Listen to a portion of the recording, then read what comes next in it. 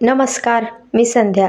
तर पुन्हा एकदा तुम्हा सर्वांचं स्वागत करते द मंगल स्टिचिंग ह्या आपल्या यूट्यूब चॅनलवरती. मैत्रिणींनो, आपला बेसिक टू ॲडव्हान्स आरीवर्कचा क्लास आपल्या चॅनलवरती घेतला जात आहे, ज्याचाच आजचा आपला 8वा दिवस आहे. आजच्या व्हिडिओमध्ये मी तुम्हाला शुगर बीड्स कशा पद्धतीने स्टिच करायचं आहे हे सांगणार आहे. अशा पद्धतीचे मी शुगर बीड्स घेतलेले आहेत. तुम्ही कोणत्याही कलरमध्ये शुगर बीड्स घेऊ शकता.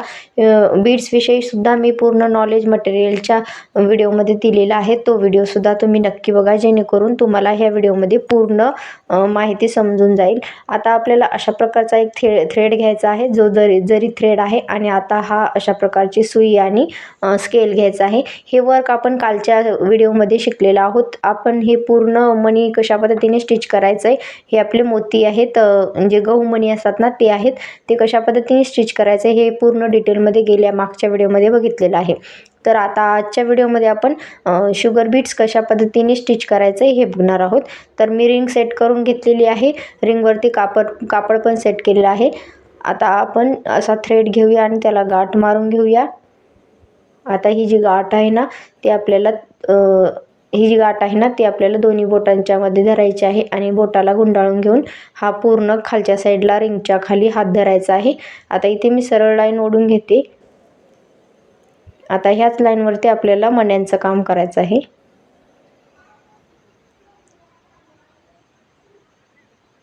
आता आपण थ्रेड खाली ठेवून घेऊया आणि मण्यांचं काम करायला सुरुवात करूया. ह्या लाईनवरतीच आपल्याला मण्यांचं काम करायचं आहे. सुरुवातीला अशाच प्रकारची लाईन ओढून घ्यायचं आहे आणि या उडनच्या सुईने इथे आपल्याला मणी स्टिच करायचे. मी इथे सुईमध्ये पूर्ण मणी लोड करून घेतलेले आहे. तुम्हाला जितके लोड तुमच्याने स्टिच करायला जमत असतील ना तेवढीच तुम्ही लोडिंग करायचं आहे, म्हणजे सुईमध्ये भरायचं आहे आणि मगच आपल्याला खालून टाका वरती काढायचा आहे. आता नेहमी आपण जेव्हा पहिला टाका टाकतो ना त्यानंतर लगेच दुसरा टाका टाकून घेऊया, जेणेकरून मणी जे आहेत ना ते व्यवस्थित टाईट राहतील. आता लगेच मग शुगर बीट सोडायचं आहे. इथे मी स्टार्टिंगला 2च मणी सोडलेले आहे. तुम्ही 2 ते 3 पर्यंत मणी सोडू शकता. 3 पेक्षा जास्त मणी आपल्याला इथे सोडायचं नाही, कारण का जास्त मणी जर सोडलं तर आपल्या मण्यांमध्ये गॅप येतो आणि फिनिशिंगने काम आपलं दिसत नाही. आता मी लगेच दुसरे 2 मणी सोडून घेतलं आहे. अशा पद्धतीनेच आपल्याला रिपीट मणी सोडायचा आहे. जो आपला खालून काढलेला टाका आहे ना त्या टाक्यामध्ये आपल्याला हे शुगर बीट सोडायचं आहे. पूर्ण डिटेलमध्ये आपण एक व्हिडिओ शिकत आहोत. गेल्या मागच्या व्हिडिओमध्ये सुद्धा मी कशा पद्धतीने मोती एक स्टिच करायचं हे सांगितलेलं आहे. तुम्ही कंटिन्यू पूर्ण क्लास करायचा आहे, जेणेकरून पुढचे क्लाससुद्धा तुमच्या पूर्ण लक्षात येतील आणि तुम्हाला सुद्धा बेसिक टू ॲडव्हान्स आरीवर्कचा क्लास अगदी मोफतमध्ये शिकता येईल. आता ही मणी जे आपण स्टिच केलेले आहेत ना ह्याच प्रकारे पूर्ण मणी स्टिच करून घेऊया. इथे आपण टाका काढलेला आहे. आणखी मी तुम्हाला जवळून दाखवण्याचा प्रयत्न करत आहे.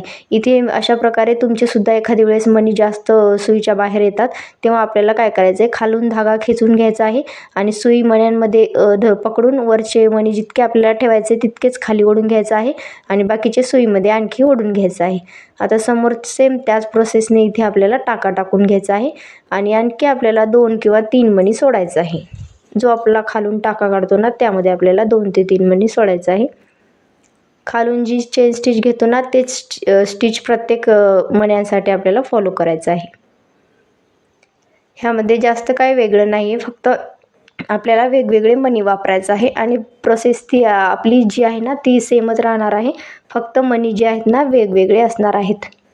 गेल्या व्हिडिओमध्ये ज्या प्रकारे शिकलेला आहोत ना तोच प्रकार इथे आपल्याला आज पण फॉलो करायचा आहे. आता ही पूर्ण लाईन मी स्टिच करून घेते. आता इथे लास्टला आपल्याला आपला जो टाका आहे ना तो लॉक करायचा आहे. त्यासाठी खालून एक टाका काढायचा आहे. आता जो आपण दुसरा टाका काढलेला आहे ना त्यामधून आपण पहिली वेळी जो टाका टाकला होता ना तो ओढून घेऊन आपल्याला खालचा धागा ओढून घ्यायचा आहे, म्हणजेच आपली स्टिच जी आहे ना पॅक होऊन जाईल. आता इथे मी सर्कलवरती कामसुद्धा करून दाखवते. तुम्ही हवं त्या आकारावर इथे कोणत्याही शेपवर काम करू शकता. सेम त्याच पद्धतीने आणखी इथे आपल्याला मणी ओढून घ्यायचा आहे. सुईमध्ये इथे मणी ओढून घेऊया आणि खालच्या साईडला जो थ्रेड आहे ना इकडचा तोच ओढून घेतलेला आहे मी आणि समोर आपल्याला मणी टाकून घ्यायचा आहे. इथे सुद्धा आपण 2 किंवा 1 अशा प्रकारे मणी टाकून घेऊ शकतो. आता सर्कल जो आहे ना तो थोडासा बनवण्यासाठी थोडंसं आपल्याला अवघड जातं, कारण का दिशा वेगवेगळी असते. सरळ दिशेवरती आपल्याला काम करायचं नसते, त्यामुळे थोडंसं जो आपला शेप असतो ना तो गोल आपल्याला काम करायला अवघड जातो. आपण खालून टाकून घेऊया आणि मग 2 मणी सोडले, त्यानंतर आणखी 2 मणी सोडायचं आहे. असे करत 2-2 आपल्याला 1 किंवा 2 अशा प्रकारेच मणी सोडायचं आहे. जास्त मणी सोडायचं नाही आहे, कारण का शेप आपला प्रॉपर दिसणार नाही. आपल्याला 1 किंवा 2 ह्यापेक्षा जास्त सर्कलमध्ये मणी सोडायचे नाही आहेत. सेम ह्याच पद्धतीने तुम्हाला सुद्धा व्हिडिओत दाखवल्याप्रमाणे स्टिच करायचं आहे.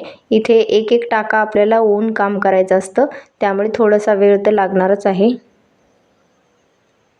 पूर्ण व्हिडिओ कंटिन्यू बघत जा.